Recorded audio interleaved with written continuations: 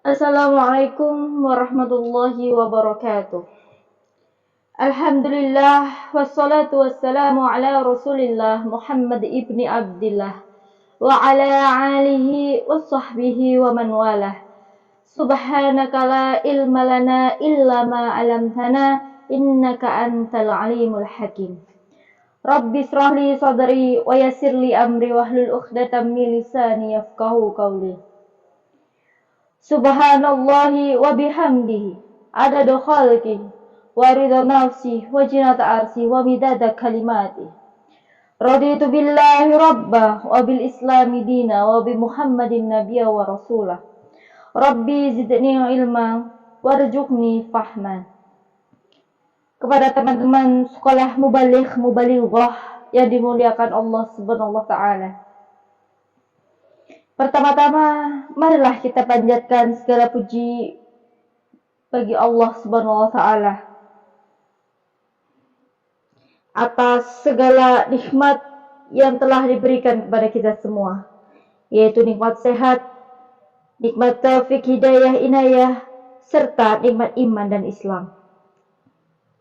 Yang kedua kalinya, salawat serta salam tak lupa tetap tercurah limpah kepada junjungan kita Nabiullah Muhammad SAW yang telah membimbing kita dari zaman jahiliyah menuju zaman terang benderang, yaitu ad-dinul Islam. Teman-teman sekalian, perkenalkan saya Nur Indah Mendayasari, siswi sekolah mubalighah dari PCM Gambiran. Dalam kesempatan ini saya akan menyampaikan ceramah singkat yang berjudul terdapat dalam modul halaman 8.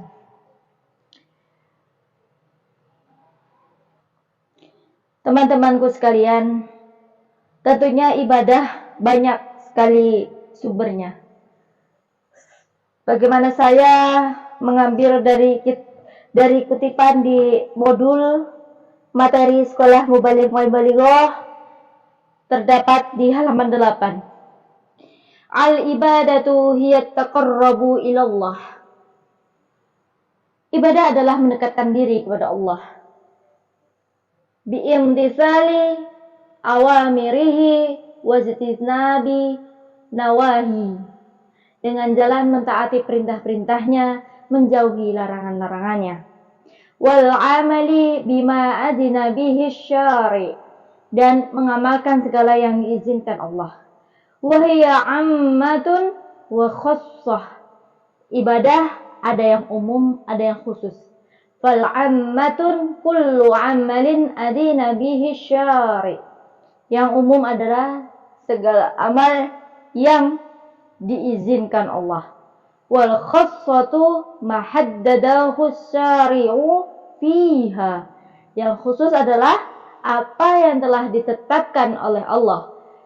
Bijuz'iyati wa hayati wa kaifiyati makhsusah. Rincian-rinciannya, sikap-sikap dan tata cara telah ditentukan. Teman-temanku sekalian yang dimuliakan Allah, dari batasan pengertian ini dipahami bahwa secara garis besar ada dua macam ibadah, yaitu ibadah umum dan ibadah khusus. Ibadah umum disebut juga dengan ibadah ghairu mahdah, yaitu segala amal perbuatan yang diizinkan oleh Allah. Contohnya apa? Menyuruh orang sakit, silaturahmi, dan lain sebagainya.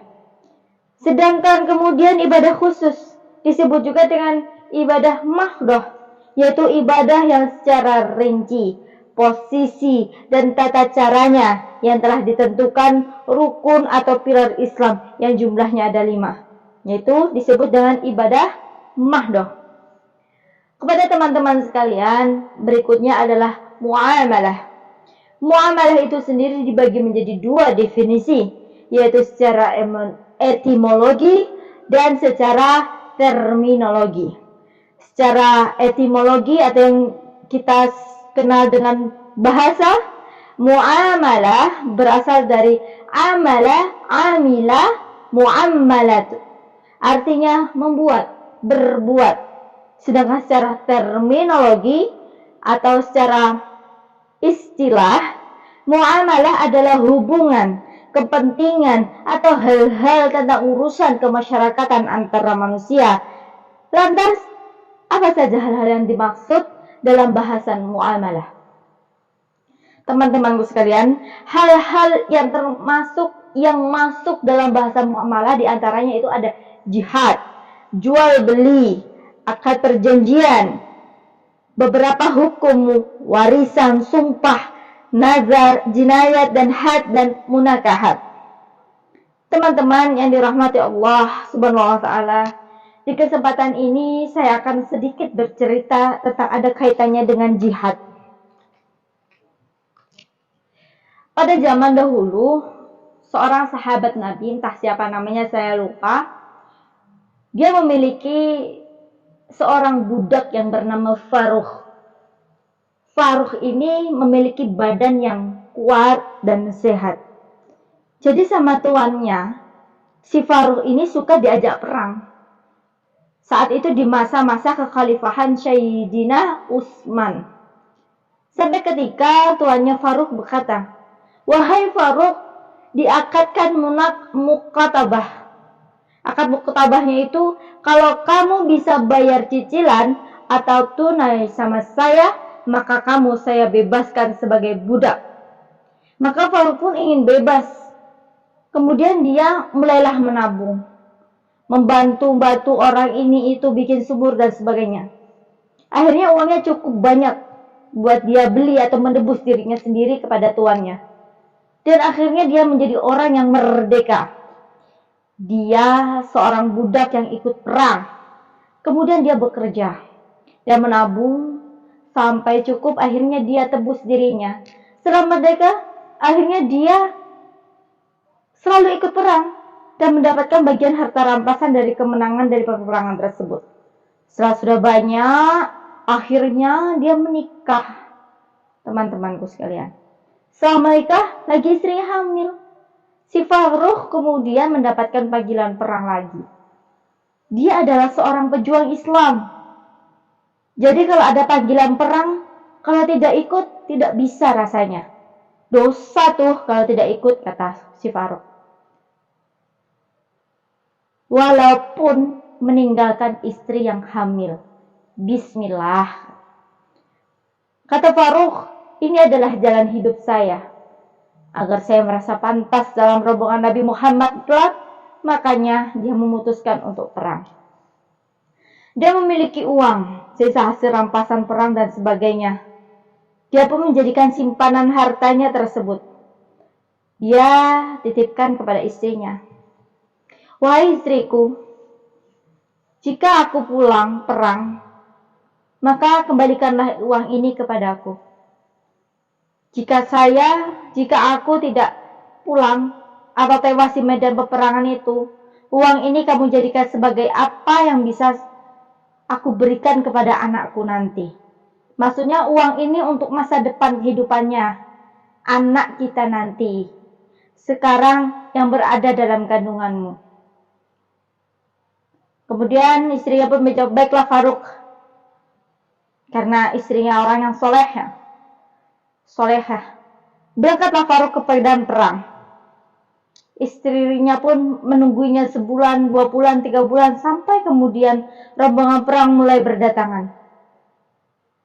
Dia cari-cari suaminya, tidak ada. Ada isi simpang siur dari kabar Faruq. Ada yang mengatakan Faruq menjadi tahanan perang. Ada yang mengatakan Faruq terluka parah. Ada pula yang mengatakan Faruq tewas di medan peperangan. Pokoknya kabarnya tidak jelas sama sekali, teman-teman. Sampai akhirnya dia melahirkan, anaknya lahir tanpa seorang bapak.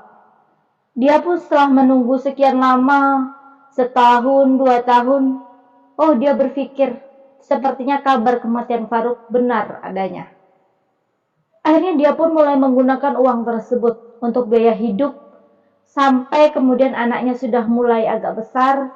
Dia mikir-mikir, uang ini adalah uang warisan buat anakku.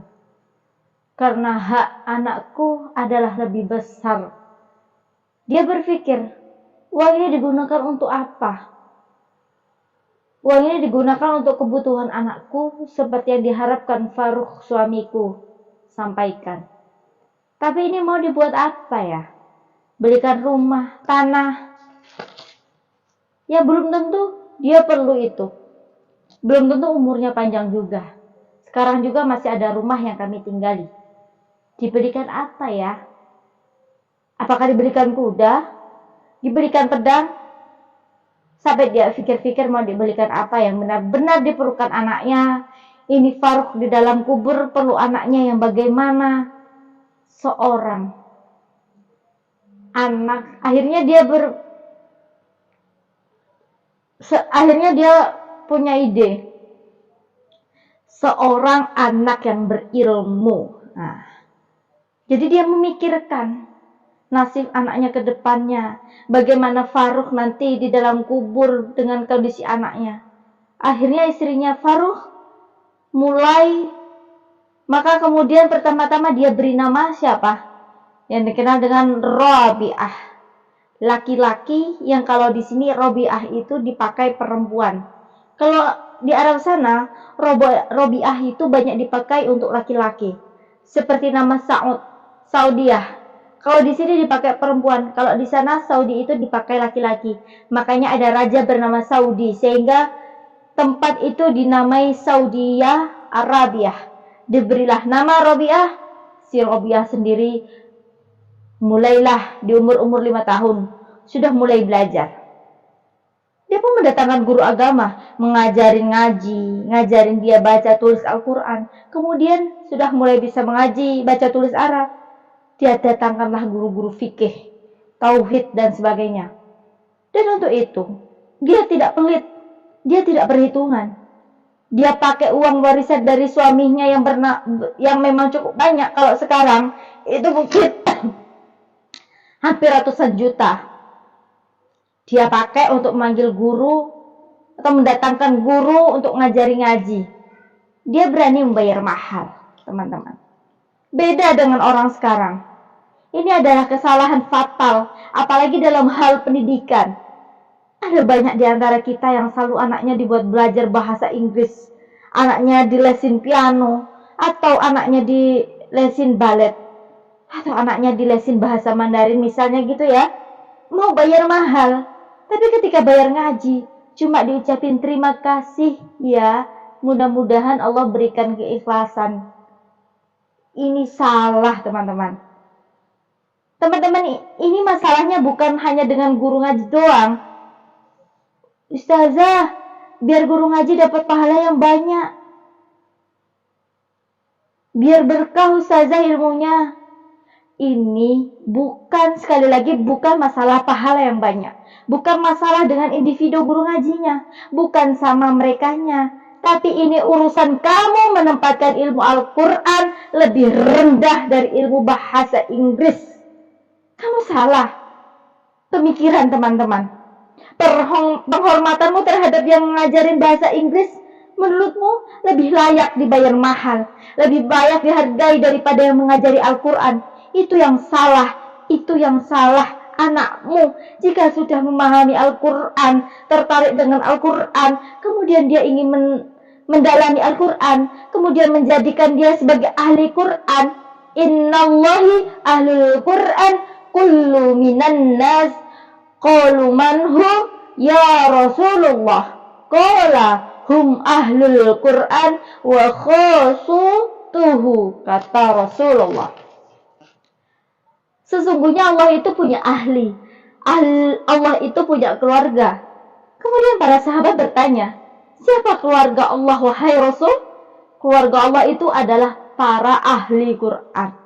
Teman-teman sekalian yang saya muliakan, hal yang sangat tinggi menjadikan mereka circle terdekat dengan Allah, yaitu adalah orang yang ahli Al-Quran. Bagaimana mungkin engkau terhadap orang-orang yang menjadikan anakmu menjadi orang-orang terdekat dalam Allah, kamu malah tidak cukup menghargainya? Nah, ibunya Robiah itu tidak begitu. Dia datangkan guru-guru terhebat, bukan gurunya yang datang ke rumah, tapi biarkan Robi'ah yang datang ke rumahmu, belajar denganmu. Dan Masya Allah, seiring berjalannya waktu, mungkin karena bapaknya dulu yang pejuang Islam, kemudian istrinya juga seorang istri yang soleha, seorang wanita yang berpikir tentang agama Allah, berpikir panjang tentang akhirat suaminya, dan berpikir yang dapat memuliakan anaknya adalah dengan ilmu. Sehingga anaknya pun memiliki kecerdasan yang luar biasa. Sudah hafal Quran sejak usia belia. Dia pelajari semua ilmu agama dari hadis-hadis fikih. Dia belajar dengan sahabat dan beberapa tabi'in yang ada di masjid. Sahabatku yang dimuliakan Allah. Kemudian lagi dia belajar dari banyak ulama yang ada di sana dari kalangan tabi'in maupun sahabat Nabi besar Muhammad SAW. Sampai di usia yang sangat belia, di umur belasan tahun, perkiraan 14 sampai 15 tahun, dia sudah menjadi seorang ustadz sampai mengerti dalam berbagai macam tafsir Al-Quran. Belajar dengan guru-guru yang tentu saja bersambung langsung dengan baginda Rasulullah SAW. Di usia 20 tahun, dia sudah menjadi ustadz terbesar di Masjid Nabawi. Sampai seketika guru-gurunya sudah meninggal dunia. Dia yang menggantikan sampai majelisnya sendiri adalah majelis yang terbesar yang ada di Masjid Nabawi. Dia menjadi imam sekaligus ustadz di tempat tersebut. Sampai-sampai permasalahan umat itu larinya ke Robi'ah. Mereka meminta pendapatnya Robi'ah. Masalah keluarga, masalah jual beli, masalah perdagangan, apapun. Sampai-sampai Robi'ah itu dijuluki sebagai Robi'atul Ra'i. Robi'ah sang pemberi pendapat. Sampai suatu waktu teman-teman, setelah pergi sampai 20 tahun meninggalkan kota tersebut, datanglah seorang laki-laki tua. Dia berjalan terseret-seret karena kaki yang sudah mulai rentah. Dia pun kemudian mendekati rumahnya. Dia melihat ke dalam, ada seorang perempuan. Sepertinya itu istriku. Tapi juga dia melihat ada seorang laki-laki. Juga jangan-jangan istriku sudah menikah lagi, pikirnya. Kemudian keluarlah wanita tadi, ibunya Robi'ah, dan bertemu dengan pria tua tadi. Lalu mereka bertemu. Oh, ternyata pria itu adalah Faruq, suaminya. Faruq yang menjadi tawanan perang selama 20 tahun, kemudian melarikan diri, tapi sudah dalam keadaan tua. 60 tahunan lah, kurang lebih. Padahal waktu perginya pun masih 40 tahun. Teman-teman sekalian, dari kisah di atas kita dapat mengambil pengajaran bahwa panggilan jihad adalah ibadah muamalah yang utama. Sampai-sampai seorang Faruq rela meninggalkan istrinya yang sedang mengandung. Semoga kita bisa menerima iman si Faruq yang lebih mengutamakan jihad daripada kenyamanan duniawi. Semoga kita dianugerahi oleh Allah keteguhan iman, seteguh iman para sahabat. Pemikiran yang demikianlah yang dapat saya sampaikan, kurang lebihnya saya mohon maaf.